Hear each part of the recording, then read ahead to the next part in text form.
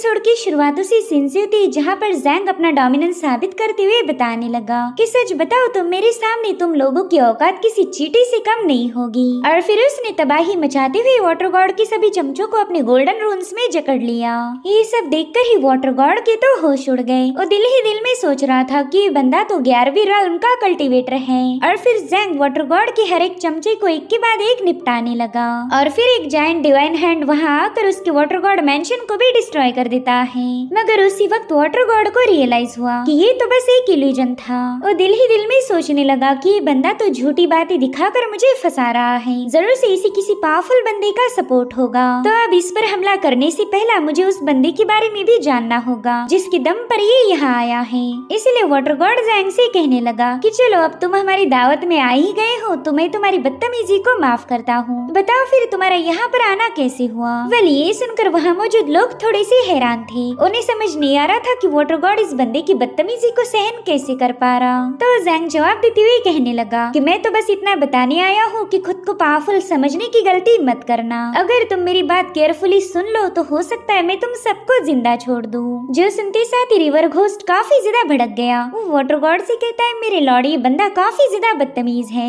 भले आप इसे मेहमानों जैसा ट्रीट कर रहे हो लेकिन मैं तो इसकी खोपड़ी तोड़ के इसका भेजा बाहर निकालना चाहता। चाहे फिर इसके लिए आप मुझे बाद में पनिश ही क्यों ना करो, मुझे कोई गम नहीं होगा। जिस पर वाटर गॉड कहता है कि मैंने तुम्हें हुक्म दिया है कि तुम इस पर कोई हमला नहीं करोगे। ये हमारा मेहमान है इसलिए इसके साथ तुम इससे पेश आओ। वेल ये सब सुनकर रिवर घोस्ट सोच में पड़ गया कि आखिर मेरे लॉर्ड ऐसी बातें क्यों कर रहे। जरूर से इस बंदे को फंसाना चाहते हैं। इसलिए वो रिवर घोस्ट कहने लगा कि मेरे लॉर्ड आप बिल्कुल टेंशन मत लीजिए, मैं बस इसे थोड़ा सा सबक सिखाना चाहता हूँ ताकि इसे पता चले कि वाटर गॉड के सामने कैसे पेश आना चाहिए। और इतना कहते साथ ही उसने सीधे जाकर जैंग पर हमला कर दिया। मगर जैंग ने तो ईवल स्माइल करते हुए उसे एक ही जगह पर होल्ड कर लिया। इतना ही नहीं वो उसकी तलवार उसी की तरफ मोड़ देता है। जिसके बाद वो वाटर गॉड से कहने लगा कि शायद तुझे अभी भी मेरी बातों पर यकीन नहीं हो रहा। तुझे लगता है कि मैं एक मामूली सा कल्टीवेटर हूँ तो क्यों ना अब मैं तुझे मेरी पावर्स के जलवे दिखाऊं। और इतना कहते साथ ही जैंग ने बड़ी खतरनाक अंदाज में अपना पाँव पटक दिया। उसके ऐसा करते साथ ही वाटर गॉड के सामने एक सेंट अपीयर हो गया जो कि बड़ी तेजी के साथ वाटर गॉड के मेंशन को डिस्ट्रॉय कर रहा था। वेल यहाँ पर वाटर गॉड को समझ नहीं आ रहा था कि ये कोई हकीकत है या फिर एक और इल्यूजन। वो इतना तो समझ गया कि इस बंदे की बॉडी से एक सेंट की ऑरा रिलीज हो रही है। वहीं पर जैंग उससे कह रहा था कि अब तो तुम्हें यकीन हो जाना चाहिए कि मैं काफी ज्यादा खतरनाक हूँ। मगर वाटर गॉड अभी भी इस इल्यूजन पर भरोसा रखने के लिए तैयार नहीं था। वो अपनी पावर्स को एक्टिवेट करते हुए कहने लगा कि अगर खुद हेवनली किंग यहाँ आकर मुझे अपना सिर झुकाने के लिए बोले तो भी मैं उसकी बात नहीं सुनूंगा। मेरा सिर कभी किसी के सामने नहीं झुकता। जो सुनकर जैंग कह रहा था अरे वाह वाटर गॉड तुम तो काफी ज्यादा गुस्से वाले हो। तुम्हारे जैसे टेढ़े बंदे को सीधा करना तो मेरी सबसे फेवरेट हॉबी है। और उतने में वाटर गॉड ने अपने कई सारे ड्रैगन्स को फॉर्म करते हुए सीधे जैंग पर हल्ला बोल दिया। मगर जैंग तो बड़ी प्यारी सी स्माइल दिखाते हुए बस इस तमाशे को एंजॉय कर रहा था। जिसके बाद वो अपनी पावर्स का इस्तेमाल करते हुए वाटर गॉड उसके ड्रैगन को बर्फ में बदल देता है। और फिर उसने एक ही सेकंड में उन सभी ड्रैगन्स को शैटर करते हुए वाटर गॉड को नीचे पटक दिया। वाटर गॉड को तो यकीन नहीं हो रहा था कि वो अपनी इतनी सारी पावर्स का इस्तेमाल करते हुए भी जैंग को हरा नहीं पाया। साथ ही जैंग उससे कह रहा था चलो तुम्हारा तो हो गया ना, अब अटैक करने की बारी मेरी है। देखा जाएगा कि तुम्हारा डिवाइन सोल कब तक मेरे हमले को होल्ड कर सकता। और फिर वहाँ पर डिवाइन पावर का एक जोरदार एक्सप्लोजन होते हुए हेवी प्रेशर रिलीज होने लगा। इधर वाटर गॉड कह रहा था कि तुम बस इल्यूजन दिखाने में माहिर हो। तुम्हें क्या लगा था इस इल्यूजन को देखकर मैं तुम्हारे सामने घुटने टेक दूंगा। और इतना कहते साथ ही उसने एक बार फिर से अपने ड्रैगन्स को रिलीज कर दिया। मगर जैंग ने उसके ड्रैगन्स को डिस्ट्रॉय करते हुए वाटर गॉड को बुरी तरह से घायल कर दिया। उसने जितनी भी दफा अपना पाँव पटका वाटर गॉड उतना ही ज्यादा घायल हो रहा था। वो एक पोएम के जरिए उसे समझा रहा था कि तेरी औकात मेरे सामने किसी कीड़े से कम नहीं, मगर फिर भी तू मेरी बातों पर यकीन नहीं कर रहा। और फिर काफी घायल होने के बाद फाइनली वाटर गॉड की अकल ठिकाने पर आ गई। वो जैंग से कहता है कि प्लीज मुझ पर अटैक मत करो, मैं समझ गया हूँ कि तुम काफी ज्यादा पावरफुल हो। तो जैंग उसका मजाक उड़ाते हुए कहने लगा कि मेरे प्यारे वाटर गॉड तुम्हारी सोल तो काफी ज्यादा कमजोर है। और फिर उसने एक बार फिर से पाँव पटकते हुए वाटर गॉड को बुरी तरह से घायल कर दिया। अब वाटर गॉड समझ गया था कि ये कोई इल्यूजन नहीं है, ये बंदा वाकई काफी ज्यादा पावरफुल होगा। ये बंदा तो सेंट बनने की कगार पर है। इसलिए वाटर गॉड ने गुस्से में आकर सीधे सीधे अपने रिवर घोस्ट पर हमला कर दिया। उस बंदे से कहने लगा कि तुमने मेरे हुक्म की नाफरमानी करते हुए हमारे मेहमान पर अटैक किया है, इसलिए अब मैं सीधे तुम्हें मौत की सजा सुनाता हूँ। इतना कहते साथ ही उसने उस रिवर घोस्ट को अपनी एनर्जी में जकड़ लिया और उस पर मुसलसल हमले करते हुए कहने लगा कि मैंने तो तुझे पहले ही बताया था कि इस बंदे पर अटैक मत कर, मगर तूने मेरी एक ना सुनी। यहाँ पर वो रिवर घोस्ट वाटर गॉड से कहने लगा कि मेरे लॉर्ड, आप मेरे साथ ऐसा कैसे कर सकते, मैंने तो हमेशा आपकी सेवा की है। मगर वाटर गॉड ने तो उसके सीने से दिल उखाड़ते हुए उसका काम तमाम कर दिया। और फिर जैंग वाटर गॉड से कहता है कि तू बस एक पानी में रहने वाला मामूली सा क्रीचर है, मगर फिर भी तूने 2 बार मेरी पावर्स को आजमाया, मुझे बार बार अपनी काबिलियत साबित करवाने पर मजबूर कर दिया। अगर मैं अपनी औकात पर आ गया तो तेरी इस हांशी रिवर के एक ही लात में 4-5 टुकड़े कर दूंगा। हांशी रिवर के डिस्ट्रॉय होने के बाद देखते हैं कि तुम कहां पर अपनी हुकूमत चलाओगे। मगर शुक्र है कि मुझे हांशी रिवर को डिस्ट्रॉय करने की जरूरत नहीं पड़ेगी, क्योंकि फाइनली वाटर गॉड का गुस्सा शांत हो गया। क्यों, सही कहा ना मैंने। वैसे तुम मेरे सामने घुटनों पर बैठे हुए हो, तो बताओ तुम्हारा वो घमंड कहाँ चला गया। जिस पर वाटर गॉड कहने लगा कि ग्रेट इमॉर्टल, प्लीज मुझ पर रहम दिखाए, अगर आपने एक बार फिर से अपना पाँव पटका तो मेरी जान चली जाएगी, बस सिर्फ एक बार मेरी इस गलती को माफ कर दीजिए। जिस पर जैंग कहने लगा कि अगर तुम पहली बार में मेरी बात मान जाते तो शायद ये सब तुम्हारे साथ नहीं होता, मगर तुम एक नंबर के घमंडी ड्रैगन हो, जिसे सबक सिखाने के बाद ही अकल आती। अब जैसे जैंग वहाँ मौजूद लोगों को देखने लगा, वो लोग तो उससे नजरें भी नहीं मिला पा रहे थे। साथ ही वाटर गॉड के 2 चमचे अभी भी जिंदा थे। उन्हें पता चल गया कि यहाँ मौजूद कोई भी बंदा वाटर गॉड की मदद नहीं करने वाला, तो मेंढक ने सीधे जाकर जैंग के सामने अपना सिर पटक दिया। वो कह रहा था, ग्रेट इमॉर्टल, आप काफी ज्यादा महान हो, मेरे ख्याल से आप कोई कन्फ्यूशियन सेंट होंगे, तो मुझे पूरा यकीन है कि आप हमारे जैसे इनोसेंट क्रीचर्स पर बिल्कुल अटैक नहीं करोगे, ये तो आपकी शान के खिलाफ है। जो सुनते साथ ही जैंग जोर जोर से हंसने लगा। वो कह रहा था, अरे वाह, तुम तो मस्का मारना काफी अच्छे से जानते हो, भले ही तुमने मेरे सामने सरेंडर किया, मगर अभी भी तुम्हारे दोस्त ने मेरे सामने अपना सिर नहीं झुकाया, तो मैं चाहता हूँ कि वाटर गॉड अपने हाथ से उस बंदे का खात्मा करे। जो सुनते साथ ही वाटर गॉड जैंग से कहने लगा कि प्लीज हमें माफ कर दीजिए, मगर जैंग कहाँ ही उसकी सुनने वाला था। वो कहता है कि मैं बस 3 तक काउंट करूंगा, मगर उसने 1 बोलने से पहले ही वाटर गॉड ने सीधे जाकर उस डीमन का खात्मा कर दिया। वो जैंग से कहता है, ग्रेट इमॉर्टल, काम हो चुका है। वहीं पर जैंग ने देखा कि वो मेंढक डीमन तो काफी ज्यादा घबरा रहा है, और ये देखकर ही उसे मजा आ रहा था। जिसके बाद लिंगन सेक्ट के मास्टर के पास जाकर पूछने लगा कि क्या तुम जानते हो मैं कौन हूँ। दरअसल हुआंगटिंग किंगडम ने मुझे यहाँ भेजा था, मैं उस किंगडम का इंपीरियल मैसेंजर हूँ। अब ये सुनते साथ ही वहाँ मौजूद एक बंदे ने जैंग के सामने तुरंत ही रिस्पेक्ट पेश की। साथ ही लिंगन सेक्ट का मास्टर भी उसके सामने अपना सिर झुकाते हुए कहने लगा कि मुझे माफ कर दीजिए, मैं आपको पहचान नहीं पाया। जिस पर जैंग कहता है, अच्छा वाकई, तो क्या तुम अब मुझे पहचान चुके हो, वो भी इतनी जल्दी। मगर तुमने तो मेरे यहाँ आते साथ ही मेरे सामने रिस्पेक्ट पेश करनी चाहिए थी, तो क्यों ना सजा के तौर पर तुम्हारी एक आंख तुमसे छीन ली जाए। और अब जैंग की बात सुनते साथ ही वाटर गॉड ने सीधे जाकर उस एल्डर की एक आंख को फोड़ दिया। वो बंदा पैनिक होते हुए पूछने लगा कि इंपीरियल एडवाइजर, आप मेरे साथ ऐसा क्यों कर रहे हो। तो जैंग उसे बताने लगा कि जब से वाटर गॉड पावर में आया है, तब से तुम्हारे लिंगियन सेक्ट ने अपनी मनमानी शुरू कर दी, तुम लोग काफी तेजी के साथ ग्रो हो रहे, कहीं ऐसा तो नहीं कि आगे चलकर तुम बगावत करोगे। जिस पर वो एल्डर और उसके चमचे जैंग के सामने सिर झुकाते हुए कहने लगे कि बगावत के बारे में तो हमने कभी सपने में भी नहीं सोचा था। जब से हमारा लिंगियन सेक्ट एस्टेब्लिश हुआ है, तब से ही हमने कसम खाई थी कि हम हमेशा हुआंगटिंग किंगडम के साथ वफादार रहेंगे, चाहे फिर हुआंगटिंग किंगडम की शान में हमें अपनी जान भी देने क्यों ना पड़ जाए, हम कभी पीछे नहीं हटेंगे। जिस पर जैंग कह रहा था, अरे वाह, मुझे तो तुम्हारे जैसे ईमानदार और राइचियस लोग काफी ज्यादा पसंद आते। और फिर वो एक अंगूर उस मास्टर के सिर पर मारते हुए कहने लगा, और इसी वजह से अब तुम्हें मरना पड़ेगा। अब ये सुनते साथ ही वाटर गॉड जैंग के सामने रिक्वेस्ट करने लगा कि प्लीज ऐसा ना कीजिए, लिंगियन सेक्ट और मेरे काफी पुराने ताल्लुकात हैं, तो प्लीज मेरे खातिर इन्हें माफ कर दीजिए। दरअसल लिंगियन सेक्ट वाटर गॉड का सपोर्टर था, और इसीलिए वाटर गॉड इन लोगों को मरने नहीं दे सकता। अगर लिंगियन सेक्ट बर्बाद हो गया तो फिर वाटर गॉड यहाँ पर दबदबा कायम नहीं रख पाएगा, और ये बात जैंग भी अच्छे से जानता है। वो तुरंत सिंसियरिटी वाटर गॉड को बताने लगा कि क्या तुम्हें वाकई ऐसा लगता है कि मैं हुआंगटिंग किंगडम का एडवाइजर हूँ? चलो मैं तुम्हें बताता हूँ कि मैं आखिर हूँ कौन। आज सवेरे ही तुम्हारी इस सिटी में स्कॉलर का एक ग्रुप आया था। वो बच्चे भले ही मासूम दिखते होंगे, लेकिन दिल्ली के एम्परर में भी इतनी हिम्मत नहीं है कि उन्हें हाथ लगा पाए। मगर तुमने तो उन बच्चों के खिलाफ प्लानिंग बनाई, उनके अगेंस्ट जाना यानी कि दिल्ली को चैलेंज करना। अब तुम ही बताओ, दिल्ली को ऑफेंड करने वाला कोई भी बंदा आज तक जिंदा बच पाया है? अगर दिल्ली ने इस बात को सीरियसली लिया तो वो अपनी आर्मी को भेजकर तुम्हारे इस हुआंगटिंग किंगडम की धज्जियां उड़ा देंगे।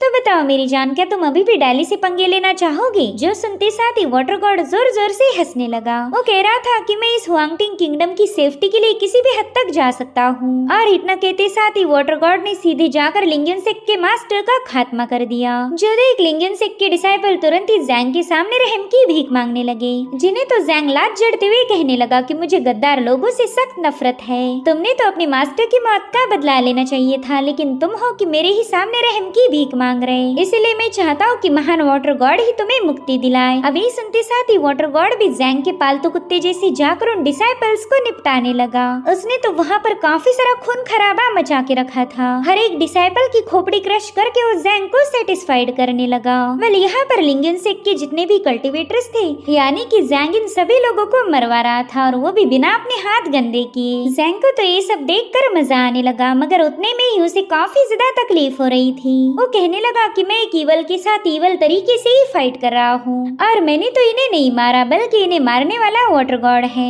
और उतने में वाटर गॉड अपने हाथ साफ करते हुए कहने लगा कि आपका काम हो चुका। मगर जैंग का दिल अभी तक तो नहीं भरा था। वो कहता है कि यहाँ पर एक फ्री कल्टीवेटर है और साथ ही फुलोंग टेम्पल के कुछ डिसाइपल भी। अभी सुनते साथ ही फुलोंग टेम्पल के बंदे ने अपनी तलवार उठा ली, मगर जैंग ने तो अपना हेवनली प्रेशर रिलीज करते हुए उस बंदे को वहीं पर सप्रेस कर दिया। उस बंदे से कह रहा था कि मैं तो तुम्हें आसानी से मार सकता हूँ, लेकिन मेरा मूड काफी अच्छा है तो मैं तुम्हें एक मौका दूंगा। तुम उन बीस्ट को खत्म करो और मैं तुम्हें जिंदा छोड़ दूंगा। अभी सुनते साथ ही फुलोंग टेम्पल के डिसाइपल्स ने फटाफट से जाकर उन बीस्ट पर अटैक करना शुरू कर दिए। ये नजारा देखकर बाइजिया काफी ज्यादा घबरा गया था।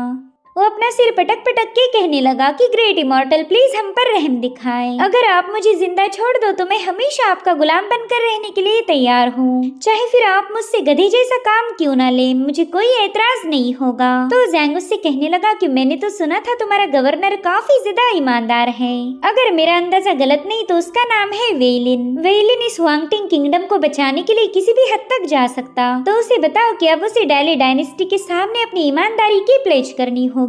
अगर उसने मना किया तो मैं चाहता हूँ तुम उसका कटा हुआ सिर क्यूलुइन में डिलीवर कर दो। तो चलो फिर जल्दी से काम पर लग जाओ। जो सुनते साथ ही बाइजिया शुक्र मनाते हुए तुरंत ही वहाँ से भाग निकला। अब ये देखकर वाटर गॉड जैंग से कहने लगा कि आपने तो इन लोगों को जिंदा छोड़ दिया, मगर मेरे जितने भी वफादार लोग थे उन पर आपने जरा भी रहम नहीं दिखाया।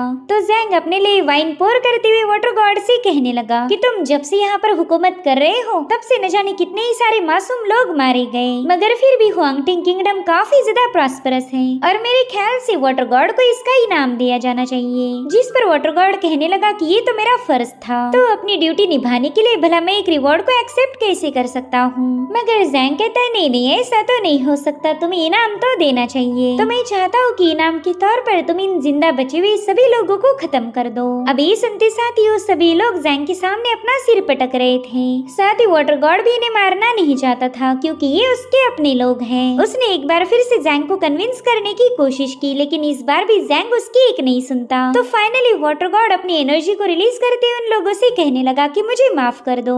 जो सुनते साथ ही वो सभी लोग उस हॉल में से भागने लगे। तो वाटर गॉड और उसका पालतू मेंढक भी बड़ी ही तेजी के साथ जाकर उनका खात्मा करने लगा। वो अपनी ड्रैगन एनर्जी का इस्तेमाल करते हुए बड़े ही आसानी के साथ उन सभी लोगों को निपटाए जा रहा था। जो देख जैंग भी दिल ही दिल में काफी ज्यादा खुश हो गया, मगर उतने में ही जैंग को एक बार फिर से तकलीफ होने लगती है। जैंग तुरंत ही समझ जाता है कि उसका मास्टर ही उसे सप्रेस कर रहा। जैंग के मास्टर को ये खून खराबा बिल्कुल भी पसंद नहीं आया था। तो जैंग अपने मास्टर को गुस्से में कहने लगा कि क्या आप वाकई ऐसा चाहते हो कि मैं उस चेनपिंग जैसा रहमदिल बन जाऊं? हाँ, शायद यही आपका प्लान था। आपने मुझे यहाँ इसलिए भेजा था कि मैं उस चेनपिंग का डिसाइपल बनकर अच्छाई की राह पर चलना शुरू कर दूं। मगर ये तो हो नहीं से रहा। मैं कभी उस चेनपिंग जैसा अच्छा बंदा नहीं बन सकता, चाहे आप मेरी सोल को ही डिस्ट्रॉय क्यों ना कर दो। मगर हूँ मैं सुई जैंग और सुई जैंग ही बन के रहूंगा। अगर आप में इतना ही दम है तो यहाँ आकर मुझे खत्म कर दीजिए, मगर मैं आपकी ये वाली ख्वाहिश पूरी नहीं करने वाला। आपने ही तो बताया था कि ह्यूमंस हमेशा ईवल नेचर के साथ पैदा होते, तो फिर मुझे सुधारने का क्या मकसद है? मैं तो बचपन से ही शैतान था और ऐसा ही मरने वाला हूँ। चाहे आप इस बात को मानो या ना मानो, एक शेर कभी भी शिकार करना नहीं छोड़ता। वहीं पर वाटर गॉड और उसके मेंढक ने मिलकर उन सभी लोगों का खात्मा कर दिया जो कि उसके साथ पूरे दिल से वफादार थे। और अब हम वाटर मैंशन के बाहर का नजारा देख पाते हैं, जहाँ पर एक एल्डर पहुंच गया था। वो कहता है कि ये बंदा वाकई काफी ज्यादा पावरफुल होगा और यही वजह है कि इसने यहाँ पर आने की जरूरत दिखाई। वेल, इस मास्टर का नाम है चेंग शुईडोंग। वो जैंग से कह रहा था कि चलो मैं भी देखना चाहता हूँ कि यहाँ पर तुम्हारे आने का असली मकसद क्या था। इधर हॉल में वाटर गॉड जैंग से कहने लगा कि आपने जो टास्क दिया था मैंने उसे कंप्लीट कर लिया। और उतने में जैंग वहाँ मौजूद बंदे से कहने लगा कि अरे तुम्हारा नाम तो टांगजियांग है ना? मैं जानता हूँ तुम इतने सालों से इन लोगों को अपनी असली पहचान नहीं बता रहे। तुमने हुआंगटिंग किंगडम में कई साल गुजार दिए और ये बात माननी पड़ेगी कि तुमने काफी ज्यादा मेहनत की है। तो बंदा तुरंत ही जैंग के सामने करते हुए कहने लगा कि हाँ, आपने एकदम सही पहचाना, मैं डाली डायनेस्टी का एजेंट टांगजियांग हूँ। वेल, ये सब सुनकर वाटर गॉड तो काफी ज्यादा हैरान हो गया। उसे पता ही नहीं था कि ये बंदा तो डाली डायनेस्टी का भेजा हुआ जासूस है। जैंग उससे कह रहा था कि अब तुम यहाँ से जा सकते हो और हाँ, अपना जासूस वाला काम जारी रखना। और हाँ, मैं चाहता हूँ कि तुम यहाँ के जेड नेक्टर वाइन भी अपने साथ लेके जाओ। यूँ समझ लो कि ये वाइन हमारी डाली डायनेस्टी की तरफ से तुम्हारे लिए तोहफा है। जिस पर टांगजियांग कह रहा था कि मैं डाली डायनेस्टी से तोहफा एक्सेप्ट नहीं कर सकता। हमारी डाली डायनेस्टी को पावरफुल बनता हुआ देखना ही मेरे लिए किस्मत की बात है। मैं तो बस इतना चाहता हूँ कि इस पूरी दुनिया पर हमारी डाली डायनेस्टी हुकूमत करे ताकि यहाँ पर बुराई के लिए कोई जगह नहीं होगी। तो जैंग उससे कहता है, अरे वाह, तुम तो मस्का मारने में भी माहिर हो,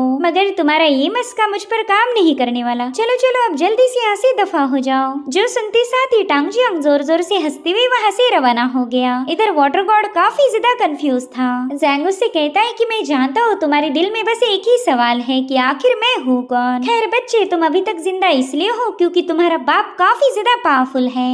और उतने में ही वाटर गॉड के मेंशन में बहुत ही भयानक ऑरा रिलीज होने लगी। साथ ही एक आवाज वहाँ पर गूंजने लगी जो कि जैंग से कह रही थी कि तुमने एक सेंट की पावर को उधार लिया है, मगर तुम्हारी टेक्निक वाकई गजब की थी। और अब वहाँ पर एक बहुत ही खतरनाक ड्रैगन अपीयर हो जाता है और अब वही ड्रैगन सीधे अपने ह्यूमन फॉर्म में आ जाता है। वेल, ये है चेंग शुईडोंग जो कि वाटर गॉड का बाप था। अब अपने फादर को वहाँ देखते साथ ही वाटर गॉड की जान में जान आ गई। उसे लग रहा था कि हो सकता है जैंग अब मारा जाएगा और ये बात जैंग भी समझ गया था। तो वाटर गॉड से पूछता है कि क्या तुम्हें वाकई ऐसा लगता है कि तुम्हारा ये बाप मुझे मार पाएगा? उतने में ही शुईडोंग अपनी ड्रैगन पावर को एक्टिवेट करते हुए जैंग की तरफ आगे बढ़ने लगा, मगर सरप्राइजिंगली उसने जैंग पर नहीं बल्कि अपने ही बेटे पर हमला कर दिया, जिससे वहाँ पर एक जोरदार ब्लास्ट होते हुए वाटर गॉड बुरी तरह से घायल हो जाता है। तो वाटर गॉड अपने फादर से पूछता है कि फादर, आप मेरे साथ ऐसा क्यों कर रहे हो? जिस पर शुईडोंग गुस्सा दिखाते हुए कहने लगा कि तू एक नंबर का बेवकूफ है। तूने एक ऐसे खतरनाक बंदे को उकसाया है जिसे उकसाना हमारे लिए काफी ज्यादा महंगा पड़ेगा।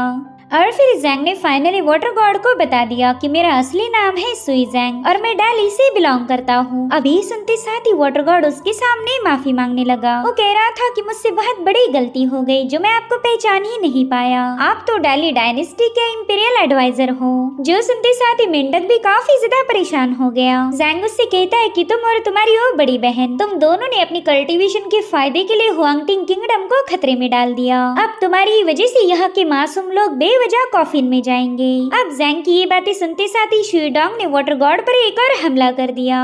उससे कहते हैं कि तेरी वजह से हमारे न जाने कितने ही सारे लोग मारे गए। इन्हीं लोगों की पावर का इस्तेमाल करते हुए हम लोग असेंड हो सकते थे, मगर तुम्हारी एक गलती की वजह से उन लोगों को मरना पड़ा। तुम तो एक वाटर गॉड होने के बावजूद भी अपने फर्ज को निभाने में नाकाम रहे। तुम पर तो हेवन का कहर बरसना ही था। मैं खुद तुमसे 1000 गुना ज्यादा पावरफुल हूँ, मगर मैंने आज तक कभी किसी सेंट से पंगे नहीं लिए। तभी जैंग बताता है कि तुम्हारा ये बेटा एक नंबर का बेवकूफ है, दूसरों का फॉर्चून चुराने चला था। तो शुईडोंग ने अपने अपने ड्रैगन पावर का इस्तेमाल करते हुए वाटर गॉड को चोक करना शुरू कर दिया। साथ ही उससे कहता है कि मैंने तो तुम्हें हमेशा यही सिखाया कि बस अपनी कल्टीवेशन पर ध्यान दो, कभी अपनी लिमिट को क्रॉस मत करना, मगर तुमने हमेशा अपनी मनमानी चलाई। अगर तुम ऐसी हरकतें ना करते तो शायद डायली डायनेस्टी के एडवाइजर इसमें इन्वॉल्व ना होते। अब मैं तुम्हारा बदनसीब बाप हूँ तो मुझे ही तुम्हें लाइन पर लाना पड़ेगा। पता नहीं मैंने तेरे जैसे कपूत को पैदा ही क्यों किया। वेल अपने बाप के हाथों मार खाने के बाद वाटर गॉड बुरी तरह से घायल हो गया। वो फादर से कहता है कि मैं जानता हूँ मुझसे बहुत बड़ी गलती हो गई, मगर उसी वक्त शुईडोंग अपने ड्रैगन हैंड का इस्तेमाल करते हुए उसे सप्रेस करने लगा। हालांकि वो वाटर गॉड को खत्म नहीं कर पाता और वो मारेगा भी कैसे, आफ्टर ऑल वाटर गॉड उसका बेटा था। वहीं पर ज़ैंग उससे पूछता है बुढ़ाऊ तुम रुक क्यों गए, मुझे आधे अधूरे काम अच्छे नहीं लगते। जिस पर शुईडोंग जवाब देते हुए कहने लगा कि मैं ही इनका बदनसीब बाप हूँ, मेरी ही टीचिंग में कोई कमी रह गई इसलिए ये लोग ईवल बन गए। प्लीज इंपीरियल एडवाइजर आप इन पर रहम दिखाएं। तो ज़ैंग जवाब देते हुए बताने लगा कि टोटल 72 फैक्शंस हैं और उन सबके सामने हमने ये बात क्लियर की थी कि जो भी रूल को ब्रेक करेगा उस पर कोई रहम नहीं दिखाया जाएगा। जिस पर शुईडोंग कहने लगा कि मैं एक बुजुर्ग इंसान हूँ, मैंने इस दुनिया में न जाने कितने ही साल गुजार लिए और कितनी ही बार भलाई के काम किए हैं, तो क्या आप मेरी खातिर मेरे बच्चों पर रहम नहीं दिखा सकते। जिस पर ज़ैंग हंसते हुए कहने लगा कि क्या तुम्हें वाकई ऐसा लगता है कि तुम मेरे सामने डील करने के लायक भी हो, भले ही तुम हजारों साल पुराने ड्रैगन होंगे, लेकिन मेरे सामने तुम्हारी औकात बस एक छोटे से सांप जैसी है जिसे फुलोंग टेम्पल के इंक स्टोन पर बनाया गया था। अब ये सुनते साथ ही शुईडोंग काफी ज्यादा भड़क गया। वो ज़ैंग से कह रहा था कि इतनी देर से मैं तेरी बदतमीजी को बर्दाश्त कर रहा हूँ, मैंने तेरी इज्जत की मगर तू तो इसके लायक था ही नहीं। और अब इतना कहते साथ ही शुईडोंग अपने ड्रैगन फॉर्म को एक्टिवेट कर लेता है। उसने ज़ैंग पर बड़ा ही खतरनाक अटैक कर दिया था जिससे वहाँ पर काफी स्ट्रॉन्ग एनर्जी रिलीज होने लगी और फिर एक जबरदस्त एक्सप्लोजन होने के बाद हम देख पाते कि ज़ैंग पर तो इसके हमले का कोई असर ही नहीं हुआ था। वो शुईडोंग से कह रहा था कि तुम तो एक इंसान भी नहीं हो, मगर फिर भी मैंने तुम्हारे जैसे एक मामूली से सांप को मेरे सामने मुंह चलाने का मौका दिया। तुमने तो शुक्र मनाना चाहिए कि तुम सुई ज़ैंग के सामने जिंदा खड़े हो। और अब हम सुई ज़ैंग के असली फॉर्म को देख पाते जो कि कैलीग्राफी करने में बिजी था, मगर तभी वो देखता है कि उसका फुलोंग टेम्पल वाला इंक स्टोन गायब हो गया। दरअसल ज़ैंग ने उस स्टोन को समन कर लिया था।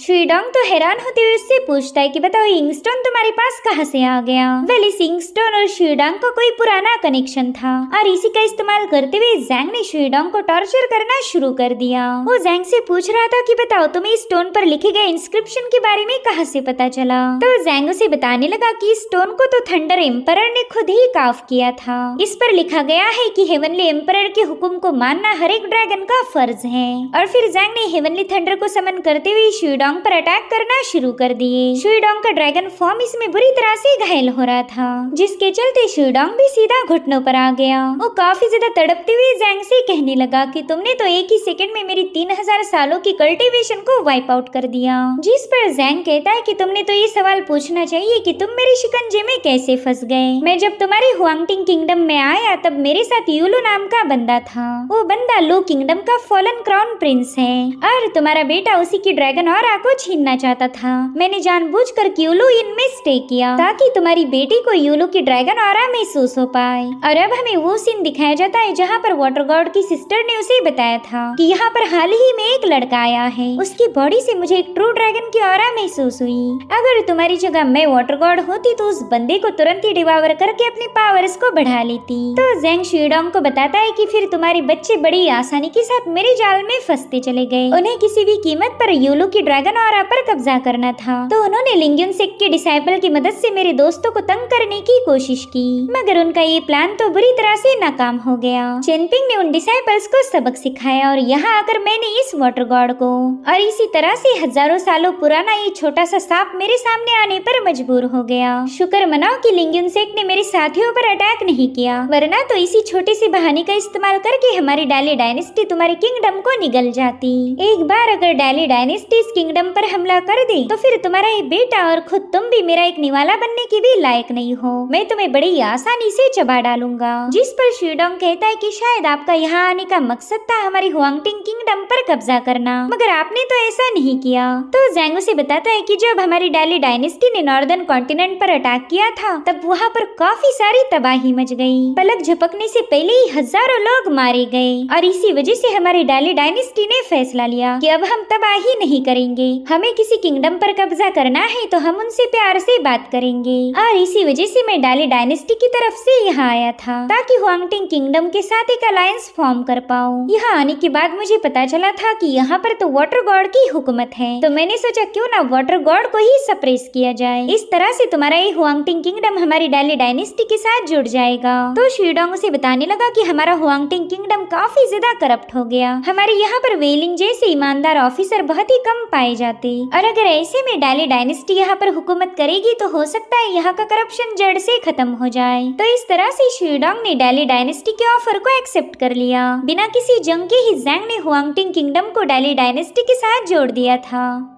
और इसी से हमें पता चलता है कि ज़ैंग कितना ज्यादा शातिर है। उसने चेनपिंग की अच्छाई और वाटर गॉड की बुराई का इस्तेमाल करके खुद का फायदा करवा लिया। वो वाटर गॉड से कह रहा था कि मैंने तुम्हें काफी ज्यादा घायल किया है, मगर तुम बिल्कुल फिक्र मत करो, आगे चलकर तुम्हें डाली डायनेस्टी से काफी अच्छा रिवॉर्ड मिलेगा। जो सुनते साथ ही वाटर गॉड काफी ज्यादा खुश हो गया। वो ज़ैंग से कहता है कि मैं हमेशा आपके साथ वफादार रहूंगा। और अब ये सीन यहीं पर कट होकर हम वाटर गॉड की सिस्टर को देख पाते हैं, और तभी उससे मिलने के लिए उसका बाप शीडोंग वहाँ पर पहुँच गया। वो उससे कहता है कि तुमने जानबूझकर यूलू के ड्रैगन ऑरा के बारे में अपने भाई को बताया ताकि वो कोई गलत कदम उठा सके, और जब वो मारा जाएगा तब तुम्हें यही फायदा मिलेगा। मैं अच्छे से जानता हूँ कि तुम्हारी जियांग मैंशन ने ऑलरेडी डाली के साथ अपनी अलायंस प्लेज कर ली है। अब ये सारी बातें सुनने के बाद वो बंदी तुरंत ही घुटनों पर आ गई और अपने फादर के सामने माथा टेकते हुए कहने लगी कि मैं जानती हूँ मुझसे बहुत बड़ी गलती हो गई। शीडोंग उसे बता रहा था कि मैंने जाने कितने ही हजारों सालों से यहाँ पर रहते आया हूँ, मगर मैंने कभी भी अपने ड्रैगन फॉर्म को किसी के सामने शो नहीं किया। हमारे जैसे ड्रैगन्स को नेसेंट सोल को अचीव करना नेक्स्ट टू इम्पॉसिबल है। जहाँ तक मैं जानता हूँ तुम जितने कमजोर होंगे उतना ही तुम्हारा सेफ रहने का चांस है, और जितने पावरफुल तुम बनते जाओगे उतना ही खतरा भी बढ़ता जाएगा। वो बंदी समझ गई थी कि अब उसका फादर उस पर काफी ज्यादा गुस्सा है, इसलिए वो कह रही थी कि प्लीज मुझे माफ कर दीजिए, दोबारा मैं कभी ऐसी गलती नहीं करूंगी। जिसके बाद तुरंत ही अपना ड्रैगन फॉर्म लेकर वहाँ से भागने लगी, मगर शीडोंग के ड्रैगन ने उसे दबोच लिया,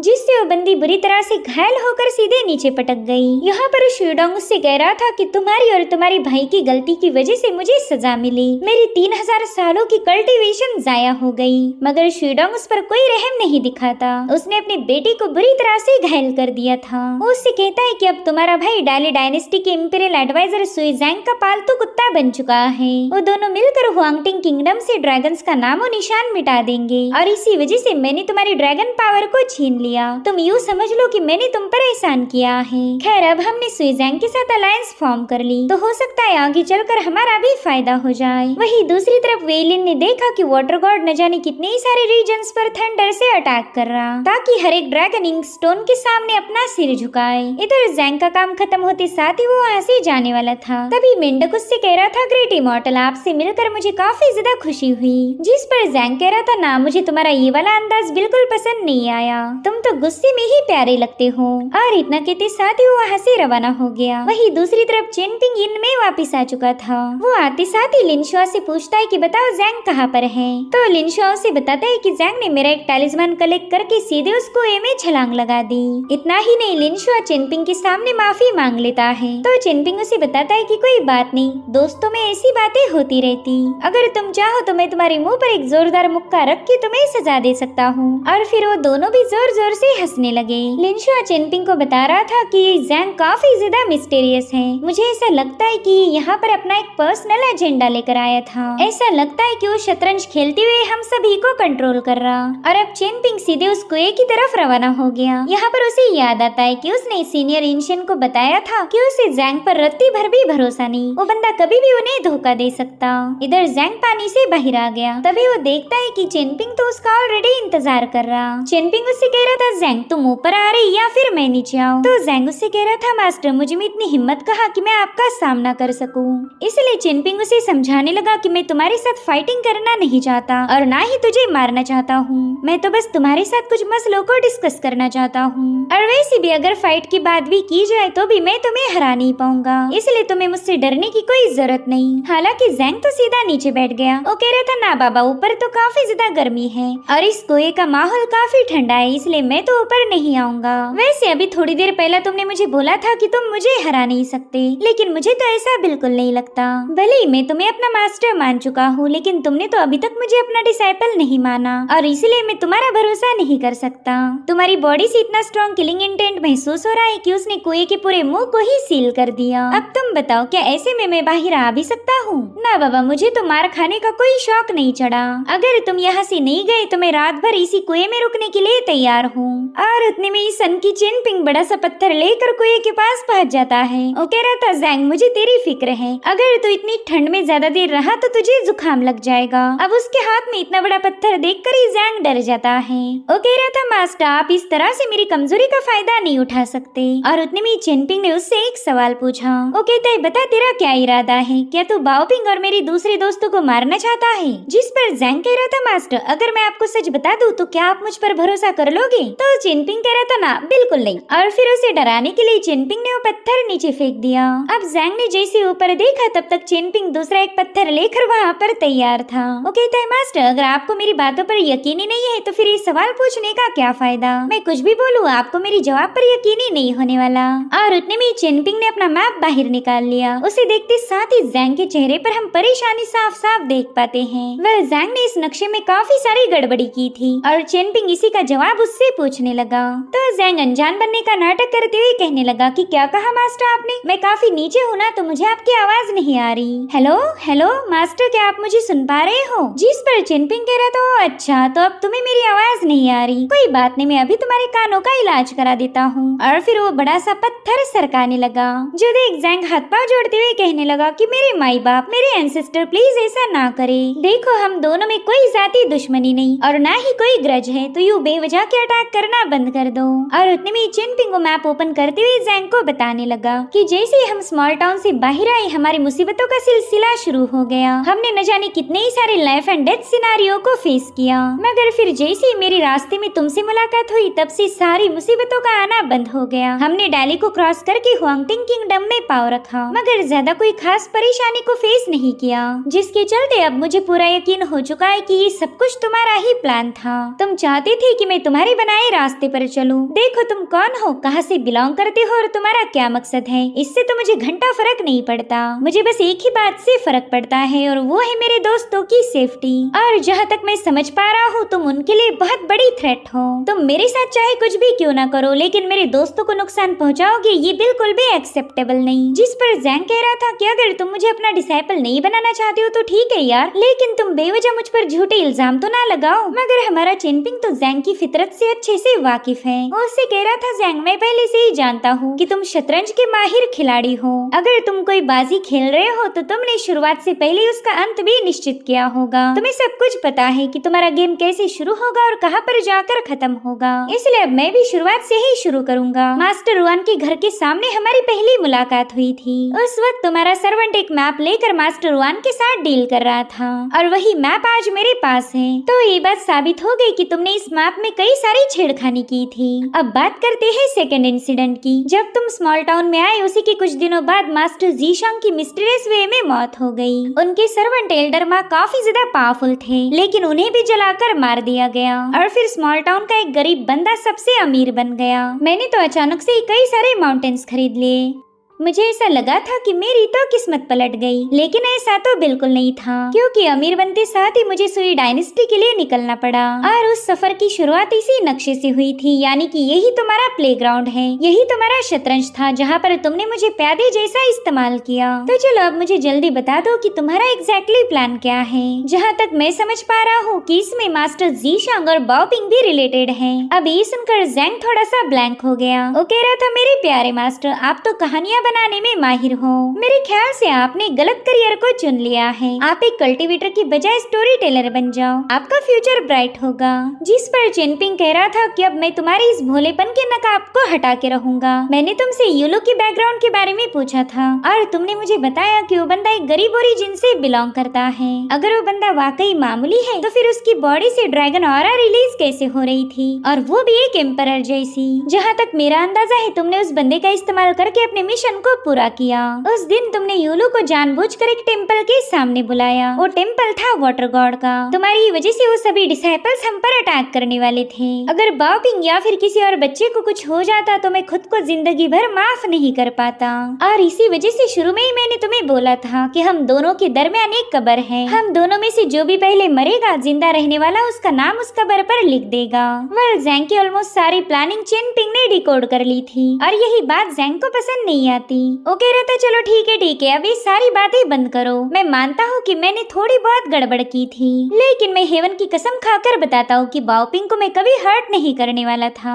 और ना ही उस लिनहुआ और लिनशुआ को। तो चेनपिंग उससे एक बार फिर से पूछ लेता है कि क्या तुम सीरियसली बोल रहे हो? जिस पर ज़ैंग कह रहा था मेरे भाई, हमारे जैसे लोग झूठी कस्में नहीं खाते। अगर हमने झूठी कसम खाई तो हेवन खुद हमें पनिश करेगा, हम कुत्ते की मौत मारे जाएंगे। और उतने में चेनपिंग उससे फिर से एक सवाल पूछता है। वो कह रहा था कि जब हमारी पहली बार मुलाकात हुई थी तब तुमने मुझे अपना नाम ज़ैंग नहीं बल्कि सुई ज़ैंग बताया था। तो अब जब तुम कसम खा रहे थे तब तुमने सुई ज़ैंग नाम यूज करना चाहिए था, मगर तुमने तो अपने नकली नाम का इस्तेमाल किया। यानी कि तुम अगर अपनी कसम को तोड़ भी दो तो भी हेवन तुम पर कहर नहीं बरसाएगा। अब इस यहीं पर कट होकर हम ड्रैगन किंग को देख पाते हैं, जो कि अपनी बेटी को बता रहा था कि सुई ज़ैंग काफी ज्यादा खतरनाक है। भले ही वो डाली डायनेस्टी का बस एक इंपीरियल एडवाइजर है, मगर असली हुकूमत तो वही करता। वो कभी कभार ही इस दुनिया में अपना पाव रखता है और जब भी वो आया उसने पूरी दुनिया में तबाही मचा दी। जहाँ पर भी वो सुई ज़ैंग जाएगा खून की नदियाँ उसे फॉलो करेगी और इसी वजह से मुझे मजबूर होकर उसके साथ डील करनी पड़ी। स्मॉल टाउन में एक नई अकेडमी बनने वाली है, तो सुई ज़ैंग के कहने पर मुझे वहाँ का वाइस चांसलर बनना पड़ेगा।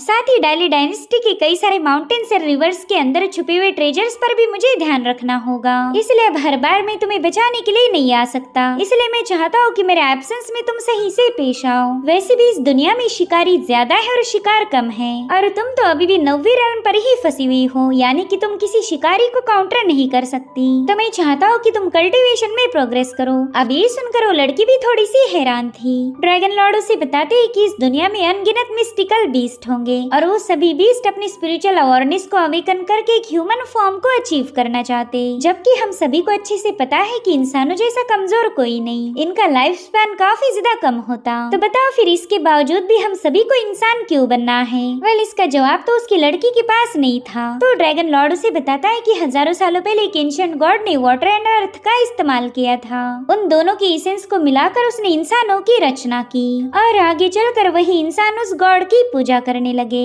और फिर उस एंशिएंट गॉड ने इन ह्यूमंस को इतना ज्यादा स्ट्रॉन्ग बना दिया कि फिर उनके पास एक गोल्डन कोर अपीयर हो गई, जिसके चलते वो भी गॉड में तब्दील होने लगे। ये सभी इंसान देवताओं की पूजा करते और फिर देवता उनसे खुश होकर उन्हें ब्लेसिंग देते और फिर सालों साल ये इबादत का सिलसिला चलता रहा। हम ऊपर वाले से कुछ मांगे और वो हमें दे देता है, यानी कि सिर्फ इंसान ही डिवाइन के सबसे ज्यादा करीब है। वो कल्टीवेशन की ऊंचाइयों को बड़ी ही तेजी के साथ पार कर सकते, लेकिन फिर आगे चलकर इंसानों ने हेवंस पर भी राज किया और जिसके चलते ये डिवाइन ऑर्डर ब्रेक हो गई और उसी के बाद से हेवन एंड अर्थ के कई सारे नियमों को बदला गया। अब इंपीरियल कोर्ट ही सभी माउंटेन और रिवर डेटीज पर नजर रखता है। ये इंपीरियल कोर्ट डिवाइन का मुकाबला नहीं कर सकता। डिवाइन डिवाइन है और इंसान इंसान, लेकिन ये बात तुम्हारे भाई के पल्ले नहीं पड़ी। उसे लगा कि देवता और इंसान सेम है और यही उसकी भारी गलती थी। भले एक इंसान कल्टीवेशन को जारी रखते हुए गॉड जैसी पावर को हासिल कर सकता, मगर है तो एक इंसान ही। और इसी वजह से हमारे ड्रैगन के क्लैन ने कुछ नियम बनाए थे, मगर तुम्हारे भाई ने उन्हें ब्रेक कर दिया। सुई ज़ैंग चाहता तो उसे मार देता और मैं उस सुई ज़ैंग का कुछ भी बिगाड़ नहीं सकता, क्योंकि उसके पास एक एंशिएंट रेलिक है जिसकी मदद से वो हमारे जैसे ड्रैगन्स को आसानी से सप्रेस कर सकता। और इसी वजह से हमें सुई ज़ैंग के हाथ की कठपुतली बनना पड़ेगा। उसका भी काम करेंगे और हमारा भी फायदा देखेंगे। और उतने में वहाँ पर पानी की एक बहुत बड़ी लहर उठी। इसे देखते साथ ही ड्रैगन लॉर्ड थोड़ा सा पैनिक हो गए थे। वो कहते, बताओ तुम कौन हो जो छुपकर हमारी बातें सुन रहे थे? वेल, ये कोई और नहीं बल्कि सेंट ज़ीशांग के मास्टर वेईशांग थे। ये कन्फ्यूशियन टीचिंग के चौथे सेंट भी है। वो कहते, सुई ज़ैंग तेरा सेकंड फॉर्म ज़ैंग तो काफी ज्यादा शरारती है। वो खुद के लिए इतनी ज्यादा मुसीबतें खड़ी कर रहा कि क्या ही बताऊं। अब वो तुम्हारा फॉर्म है तो उसका क्या करना है ये तुम देख लो। वेल गाइस, ये वाला सीन थोड़ा सा कंफ्यूजिंग है। दरअसल सेंट वेईशांग ने ही ज़ैंग को हमारे चेनपिंग के पास भेजा था ताकि वो चेनपिंग का डिसाइपल बनने के बाद उसके जैसा बिहेवियर अडॉप्ट कर ले, मगर ज़ैंग तो उल्टा चेनपिंग को ही बदलने की कोशिश कर रहा था। और इसी वजह से ज़ैंग ने मैप में कई सारे बदलाव किए थे ताकि वो चेनपिंग को अपने जैसा ही घटिया इंसान बना सके, एक ऐसा इंसान जिसके दिल में रहम की कोई गुंजाइश नहीं, वो सिर्फ अपने फायदे के लिए ही जीता हो। खैर यहाँ पर वे शांग ड्रैगन लॉर्ड को बताने लगे कि मैं तो बस यहाँ पर चांद की खूबसूरती को निहारने आया था, मैं अभी यहाँ से चला जाता हूँ, अब मैं तुम्हें बिल्कुल डिस्टर्ब नहीं करूँगा। और उतने में उन्होंने ड्रैगन लॉर्ड से सवाल पूछा कि अगर मैं गलत नहीं हूँ तो तुम दोनों भी फ्लड ड्रैगन्स हो। तो ड्रैगन लॉर्ड तुरंत ही उनके सामने रिस्पेक्ट पेश करते हुए कहने लगे कि हाँ, मैं फ्लड ड्रैगन्स का लॉर्ड हूँ और मेरे ख्याल से आप एक सेंट हो। तो मास्टर वे शांग ने तुरंत ही उनके हाथ पर एक फॉर्चून रख दिया। उसे देखते साथ ही ड्रैगन लॉर्ड काफी ज्यादा हैरान थे। वो कहते हैं कि आप तो कन्फ्यूशियन टीचिंग के सबसे महान सेंट हो। अभी दोनों आगे बात कर पाए इससे पहले ही सेंट वे शांग को काफी स्ट्रॉन्ग सोर्ड एनर्जी महसूस होने लगी। देखते देखते वहाँ पर बहुत ही खतरनाक फ्लाइंग सोर्ड्स का एक बहुत बड़ा फ्लो इमर्ज हो गया। जो देख वे शांग तो परेशान होते हुए कहने लगी कि पता नहीं यहाँ पर हो क्या रहा है। और उतने में उन्हें सोर्ड फेरी की आवाज आने लगी। वो कह रही थी कि तुम अपना बैकअप रख सकते हो, लेकिन तुम ये नहीं चाहते कि चेनपिंग के पास कोई सपोर्टर हो।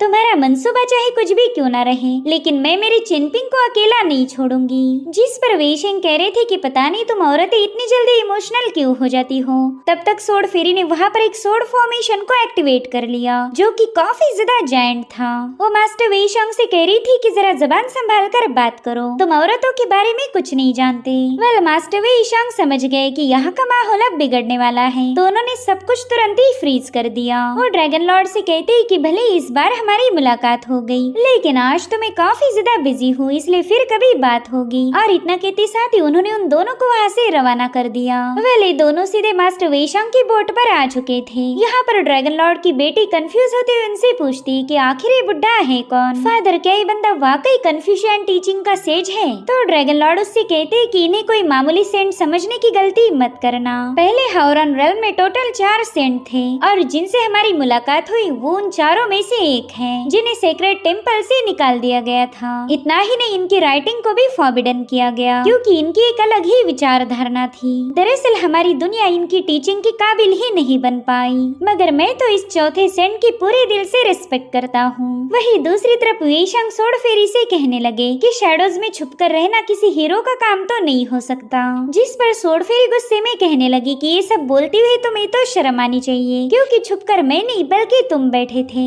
मैंने तुम्हारी ऑरा को काफी लंबे अरसे पहले ही भाप लिया था, तुम चेनपिंग के आसपास मंडराते रहते हो। वेल सोर्ड फेरी की पहचान होते साथ ही सेंट वे शांग को अपने डिसाइपल जी शांग की याद आ गई। और अब हमें सोर्ड फेरी और सेंट जी शांग की मुलाकात दिखाई जाती है, जहाँ पर सेंट जी शांग सोर्ड फेरी के लिए एक स्पेशल लोटस लेकर आए थे। वो सोर्ड फेरी को बताते हैं कि लोटस मुझे स्मॉल टाउन के ट्रेजर से मिला था, अगर आप इसे अपने पास रखो तो आप स्मॉल टाउन से आजाद हो सकती हो। इस लोटस के होते हुए हेवन एंड अर्थ की ग्रैंड ऑर्डर कभी भी आपको डिस्टर्ब नहीं कर पाएगी, और ना ही कोई सेंट आपके ऑरा को ट्रेस कर सकता है, यानी कि आप पूरी तरह से आजाद हो। तो सोर्ड फेरी ने भी उस लोटस को एक्सेप्ट कर लिया। वो मास्टर जी शांग से कह रही थी कि तुम्हें तो डर लगना चाहिए, अगर मैं चेनपिंग के साथ रही तो बंदा काफी पावरफुल बन सकता है। पॉसिबिलिटी है कि आगे चलकर वो एक बेरहम कल्टीवेटर बन जाए जिस पर कोई लगाम नहीं लगा सकता। वो एक ऐसा इंसान बन सकता है जिसे तुम्हारे जैसा पर्सन कभी पसंद नहीं करेगा। जो सुनते साथ ही मास्टर जी शांग स्माइल करते हुए कहने लगे कि चेनपिंग को भला मुझसे बेहतर और कौन जान सकता, मैं तो उसके दिल को काफी अंदर से पहचान चुका हूँ। इतना ही नहीं, मैंने आपको भी उसका सारा पास्ट और प्रेजेंट दिखा दिया, इसलिए मुझे पूरा यकीन है कि चेनपिंग का नेचर कभी भी नहीं बदलेगा। वो चाहे कितना ही पावरफुल क्यों ना बन जाए, मगर वो हमेशा एक रहमदिल सिंपल सा चेनपिंग रहेगा। जिस पर सोर्ड फेरी कहती है कि शायद आप चेनपिंग को काफी ज्यादा पसंद करते हो। जिस पर जी शांग जवाब देते हुए बताने लगे कि आफ्टर ऑल चेनपिंग मेरा छोटा भाई है। और अब यहाँ से कहानी दोबारा से प्रेजेंट टाइम में आ जाती है। फेरी वे शांग को बता रही थी कि जी शांग जैसा महान बंदा मैंने आज तक नहीं देखा, मगर इस बेरहम दुनिया ने उस अनमोल हीरे को खो दिया। जिस पर वे शांग बताते हैं कि हाँ, मेरा डिसाइपल जी शांग काफी ज्यादा रहमदिल था। उसकी सोच काफी डिफरेंट थी, उसने हमेशा राइचसनेस पाथ को फॉलो किया। उसका मानना था कि एक जेंटलमैन हमेशा सच्चाई की पाथ पर चलता रहेगा, चाहे उसके सामने कितनी ही मुश्किलें क्यों ना आए, वो कभी अपना सिर नहीं झुकाएगा। मगर अफसोस मेरा डिसाइपल इस जर्नी को पूरा नहीं कर पाया। और उतने में सोर्ड फेरी ने उनसे सवाल पूछा कि क्या आप चेनपिंग के मास्टर हो? तो वे शांग उससे कहते कि तुम यूँ समझ लो कि मैं उसका आधा मास्टर हूँ, अभी तक पूरा मास्टर नहीं बन पाया। देखो मेरी बात को समझो, अगर चेनपिंग ने सुई जैंग को मार दिया तो काफी बड़ा मसला होगा और मुझे कुछ भी करके चेनपिंग को रोकना है। इसलिए अगर तुम मेरे रास्ते से हट जाओ तो तुम्हारी बहुत बड़ी मेहरबानी होगी। हालांकि सोर्ड फेरी तो एक बहुत ही जिद्दी स्पिरिट है और चेनपिंग के अलावा किसी के बाप की नहीं सुनती। वो मास्टर वेशंग से कह रही थी कि अगर तुम्हें चेनपिंग को रोकना है तो पहला इस सोर्ड आरी को ब्रेक करना होगा। मेरा बेटा चेनपिंग ऐसे ही किसी को अपना मास्टर नहीं बनाएगा। मैं तुम्हारी काबिलियत को देखना चाहती हूँ। चलो फिर साबित करो कि तुम मेरी चेनपिंग के मास्टर बनने के लायक हो या नहीं। जो सुनकर मास्टर वेशंग थोड़े से हैरान थे। वो सोर्ड फेरी से पूछते कि बच्ची क्या तुम जानती भी हो मैं कौन हूँ? जिस पर सोर्ड फेरी जवाब देते हुए कहने लगी कि ऑफ कोर्स मैं आपके बारे में जानती हूँ। आप कन्फ्यूशन सीक्रेट टेम्पल के चौथे मास्टर हो। सीनियर वेशंग, मैंने आपकी काफी सारी तारीफें सुन रखी हैं, लेकिन जब भी चेनपिंग किसी मसले में इन्वॉल्व होगा मैं उसमें इंटरफेयर करूंगी। जिस पर वेशंग कहते देखो मैं जिंदा था ना तब भी मुझे फाइटिंग में जरा भी दिलचस्पी नहीं थी। मैंने हमेशा हर एक मसले को रीजनिंग करके ही सुलझाया है और अब तो मेरे पास उतनी पावर भी नहीं। मैं तो बस एक भटकती हुई आत्मा हूँ और अगर बात तुम्हारी की जाए तो तुम चारों रेल्म की सबसे भयानक सोर्ड स्पिरिट हो। इसीलिए मैं तुम्हारी जैसी गुस्से वाली खतरनाक औरत के साथ बिल्कुल पंगे नहीं लेना चाहता। बल यहाँ पर सोर्ड फेरी को उनकी बातों से हंसी आ रही थी। वो कहती कि ठीक है मैं अपनी ज्यादा पावर का इस्तेमाल नहीं करूंगी। चलिए फिर महान सेंट जल्दी से इस आरी को ब्रेक कीजिए। अब सीन शिफ्ट होकर हम चेनपिंग को देख पाते हैं जो कि सेंट जी शंग से कह रहा था कि आप इस बेल के जरिए मुझे बता सकते हो कि मैं सुई जैंग पर अटैक करूं या फिर इस मसले को यहीं पर रफा दफा करूं। आपका बस एक ही इशारा मेरे लिए काफी हो जाएगा। इधर सुई जैंग की तो फटे में थी। उसे डर था कि कहीं चेनपिंग उस पर अटैक न कर दे और उतने में चेनपिंग को सेंट जीशंग का इशारा मिल जाता है। उनके इशारा मिलते साथ ही चेनपिंग ने अपनी सोर्ड एनर्जी को एक्टिवेट कर लिया, जिसे देखते साथ ही जैंग की तो फटके चार हो गई। वो कह रहा था कि ये तो एक सोर्ड एनर्जी है,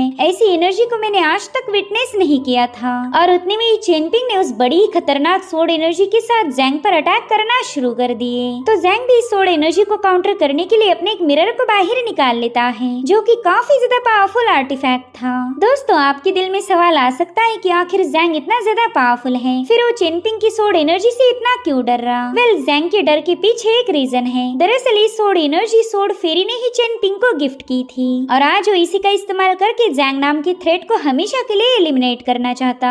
जैंग उससे कह रहा था कि मुझे तो लगा था तुम एक हीरो हो, लेकिन तुम में तो एक कौड़ी की भी अकल नहीं। तुम तो बेवजह ही मुझ पर अटैक कर रहे हो। मेरे ख्याल से सेंट जीशंग को भी अपनी गलती का एहसास हो चुका होगा कि उसने एक गलत बंदे पर भरोसा किया। वेल उसकी बातें सुनने के बावजूद भी चेनपिंग अपने हमले को नहीं रोकता, बल्कि वो तो अपनी बॉडी में मौजूद सारी सोर्ड जी को उस पर बरसा रहा था, जिससे वो पूरा इलाका शेक होने लगा। इधर जैंग कह रहा था कि सोर्ड एनर्जी मेरी बॉडी को बिल्कुल भी टच नहीं होनी चाहिए, वरना इतनी हैंडसम बॉडी पूरी तरह से बर्बाद हो जाएगी। इतना ही नहीं, इससे तो मेरा मेन फॉर्म भी घायल हो जाएगा। इनफैक्ट मेरी जान भी जा सकती है। और इसी वजह से जैंग अब चेनपिंग पर काफी ज्यादा भड़क गया। वो कह रहा था कि अपने अटैक को यहीं पर रोक दो और अगर तुम इसे जारी रखना चाहते हो तो तुम्हें इस बात की तसल्ली करनी पड़ेगी कि मैं तुम्हारे हाथों मारा जाऊं, क्योंकि अगर मैं गलती से भी जिंदा बच गया फिर तो मैं तुम्हारी लंका लगा दूंगा। चाहे तुझे खत्म करने के लिए मुझे अपना आधा लाइफ स्पैन ही गंवाना क्यों न पड़ जाए, मैं तेरे टुकड़े टुकड़े कर दूंगा, तेरी सोल को शैटर करूंगा।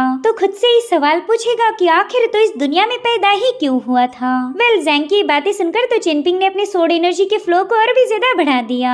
जैंग उसे बताता है कि मेरा ये हेवनली मिरर काफी ज्यादा स्पेशल है, एक पांचवी रेल्म का पावरफुल कल्टीवेटर भी इसे शैटर नहीं कर सकता। तो तेरे जैसे लूजर की क्या ही औकात जो मुझे घायल कर पाए। इतना ही नहीं, जैंग तो यहाँ पर वेशंग को भी कोसने लगता है। वो कह रहा था कि तेरी वजह से मैं इस चेनपिंग के चपेट में आया। एक मामूली सा बंदा सोर्ड एनर्जी का इस्तेमाल करते हुए महान सुई जैंग को मैनिपुलेट कर रहा, मगर कोई बात नहीं, मेरा ये हेवनली थंडर मिरर अभी से इसके औकात याद दिला देगा, ये कभी शैटर नहीं हो सकता। वेल उसकी बातों का चेनपिंग पर कोई असर नहीं हो रहा था और फाइनली चेनपिंग ने अपनी गजब की सोर्ड एनर्जी का इस्तेमाल करते हुए जैंग के मिरर को डिस्ट्रॉय कर दिया। अब ये सीन यहीं पर कट होकर हमें सोर्ड फेरी का जायंट फॉर्मेशन दिखाया जाता है। वेशिंग उससे कह रहे थे कि प्लीज मेरी बात मान जाओ, मुझे फाइट करना बिल्कुल भी पसंद नहीं।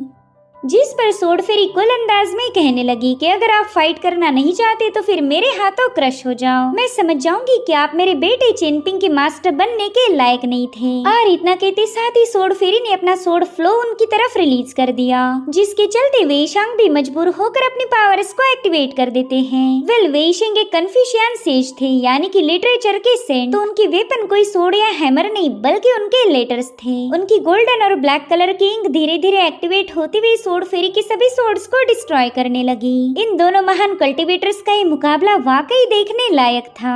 वेईशांग ने नोटिस किया कि सोड फेरी तो बिल्कुल भी पीछे हटने के लिए तैयार नहीं, तो उन्होंने अपनी एनर्जी का एक बहुत ही भयानक फ्लक्चुएशन रिलीज किया, जिसके चलते सोड फेरी की कई सारी तलवारें डॉज हो गई। इतना ही नहीं, मास्टर वेईशांग ने अपने आसपास एक बहुत ही बड़ी शील्ड फॉर्म कर ली, जिसकी पावर से ही सोड फेरी की तलवारें बेजान होकर नीचे गिरने लगती हैं। हालांकि सोड फेरी ने उन्हीं तलवारों का इस्तेमाल करते हुए दोबारा से एक फ्लो क्रिएट कर लिया, जिससे वेईशांग की शील्ड की धज्जियां उड़ गई थी।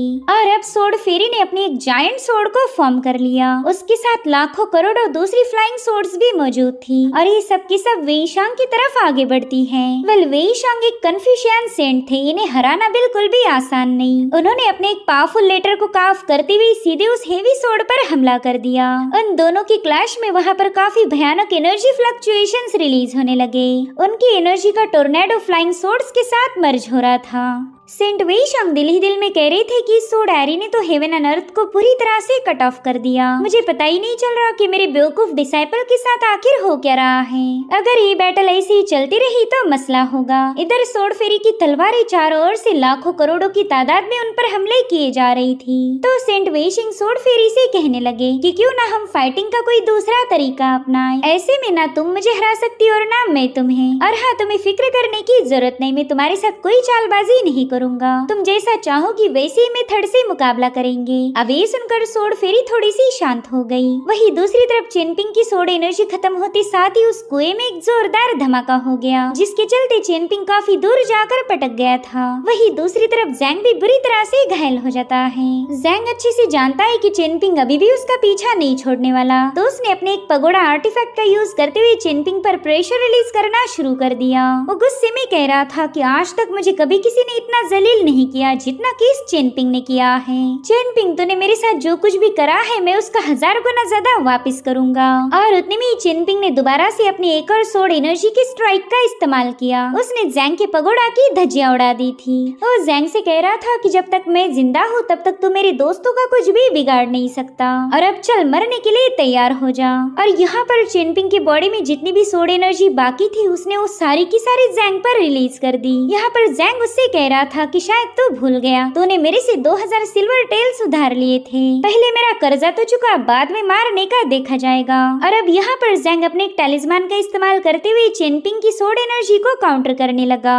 वेल ये एक प्रोटेक्टिव टैलिस्मान था, जिसमें से कुछ गोल्डन हैंड रिलीज होते हुए चेनपिंग की सोड एनर्जी को संभालने लगे। जैंग चेनपिंग से कहता है कि तेरी इस बेवकूफी की वजह से मेरा काफी बड़ा नुकसान हो गया, और इसका खामियाजा तो तुझे भुगतना होगा। वहीं पर चेनपिंग को फील हुआ कि अब उसकी सोड एनर्जी खत्म होने की कगार पर है। और उतने में चेनपिंग को सोड फेरी की कई बातें याद आती है। उसने चेनपिंग को बताया था कि अपने माइंड और हार्ट को हमेशा रिलैक्स रखो। साथ ही लियांग की बताई 18 स्टेप टेक्निक भी उसे याद आने लगी। तो चेनपिंग उसी का इस्तेमाल करते हुए अपनी सोड एनर्जी के फ्लो को कम करने लगा। और अब जैसे ही चेनपिंग ने अपनी सोड एनर्जी का कंट्रोल गेन किया, वो तुरंत ही जैंग पर हावी हो जाता है। वेल इन दोनों में हमें एक बहुत ही भयानक मुकाबला देखने को मिला, जहाँ पर चेनपिंग का ऑफेंस जैंग के डिफेंस पर भारी पड़ गया। इन दोनों ने अपना सब कुछ दांव पर लगा दिया था, और फाइनली इस मूव में चेनपिंग की जीत हो गई। जैंग का गोल्डन टैलिस्मान भी ब्रेक हो चुका था, मगर तब तक वो अपना एक और मिरर उठा लेता है। हालांकि उसकी भी धज्जियां उड़ गई, और फाइनली चेनपिंग की सारी तलवारें जैंग के अंदर घुस चुकी थी, जिसमें जैंग बुरी तरह से घायल हो गया।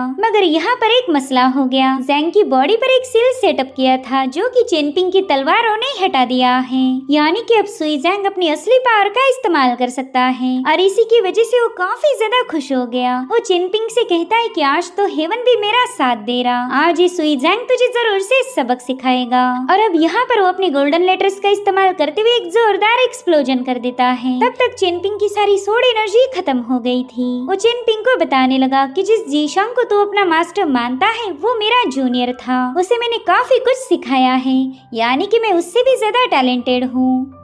मगर फिर भी तूने मेरे जैसे महान सेंट को चैलेंज किया। आखिर तेरे जैसे लूजर की इतनी जुर्रत कैसे हुई? सच बताओ तो थोड़ी देर पहला मैं तुझे मारना चाहता था, लेकिन अब मैं ऐसा नहीं करूँगा। मैं तुझे एक नए सांचे में ढालने वाला हूँ। मैं तुझे जिंदा रखूंगा और तू मेरे जैसा बनने पर मजबूर हो जाएगा। तो उसी रास्ते पर चलेगा जिस पर मैं चला हूँ। अगर तुझे लगता है कि मैं एक ईवल हूँ तो फिर तू भी एक ईवल बनेगा। तू जीशांग का डिसाइपल है ना, लेकिन असली डिसाइपल तू मेरा बनेगा। सबसे पहला तो मैं उस बाओपिंग को मारना चाहता हूँ ताकि तू उसकी मौत का जिम्मेदार खुद को समझे। और इतना कहते साथ ही सुइजांग ने कुएं से बाहर छलांग लगा दी। अब सीन शिफ्ट होकर हमें चेनपिंग की उड़न सोर्ड दिखाई जाती है, जो कि अपने आप उसके बास्केट से बाहर आ गई। वहीं पर चेनपिंग और सुइजांग अब आमने सामने थे। यहाँ पर सुइजांग ने अपनी तलवार का इस्तेमाल करते हुए चेनपिंग पर हमला कर दिया। यहाँ पर चेनपिंग ने फैसला लिया था कि वो शेकिंग द माउंटेन फिस्ट का इस्तेमाल करेगा, और वाकई चेनपिंग की ये फिस्ट काफी ज्यादा भयानक थी। इधर उस उड़न सोर्ड से एक छोटी सी स्पिरिट बाहर आ जाती है। उसे देखते साथ ही बाओपिंग की तो नींद उड़ गई। उसने देखा कि ये बच्ची एक ड्रैगन क्रिस्टल को हासिल करना चाहती है। साथ ही उस बच्चे ने कुछ लेटर्स का इस्तेमाल करते हुए बाओपिंग को बता दिया कि चेनपिंग को तुम्हारी जरूरत है। इधर सुइजांग और चेनपिंग एक दूसरे का मुकाबला कर रहे थे, और तभी बाओपिंग ने सीधे जाकर उड़न सोर्ड का इस्तेमाल करते हुए जैंग की सोर्ड को दूर फेंक दिया। जो देखते साथ ही जैंग सीधे बाओपिंग को खत्म करने के लिए आगे बढ़ता है, मगर उतने में वो जेड क्रिस्टल चमकने लगा और उसमें से महान सेंट जीशांग की सोल बाहर आ जाती है। जैंग तो उन्हें देखते साथ ही काफी ज्यादा हैरान था, और उतने में सेंट जीशांग उससे कहते हैं कि दोबारा कोई चालबाजी मत करना, वरना मैं तुम्हें एक मामूली सा मॉर्टल बना दूंगा।